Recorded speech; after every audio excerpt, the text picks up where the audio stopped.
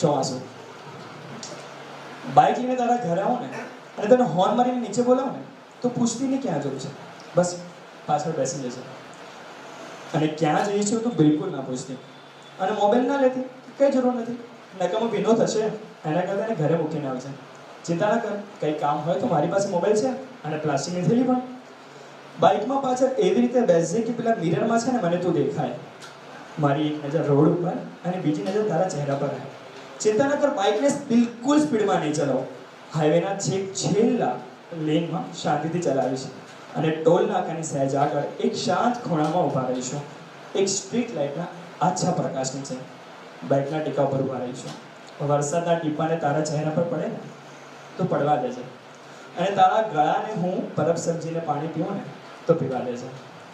બસ મન ભરીને એકબીજાને માણી લઈએ, એક પણ શબ્દ નથી બોલવો. વરસાદ બંધ થઈ જાય તો પેલા ઝાડ નીચે પેલા પાંદડામાંથી જ્યાં ટીપા પડે છે ને ત્યાં જઈને ઊભા રહીશું અને એની નીચે ભીંજાઈશું. ભીની માટીને તારી બંને મહેકને આજે મારે છે ને મારા મનમાં ભરી લેવી છે. કોઈ ફૂટપાથના નાના ધાબા ઉપર જઈને ચાની ચૂસકી મારીશું.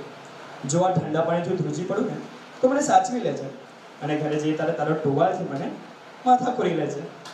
ઘરે જઈને તો વિક્સ લગાવવી જ પડશે, અને કાલે ઓફિસમાં પણ આપણને અડળક છીક આવશે. પણ ફરી તારા ઘરે આજે હું બાઇક લઈને આવું ને અને તને હોર્ન મારીને નીચે બોલાવું ને તો આવી જજે. પૂછતી નહીં ક્યાં જઈએ છે, બસ પાછળ બેસી જજે.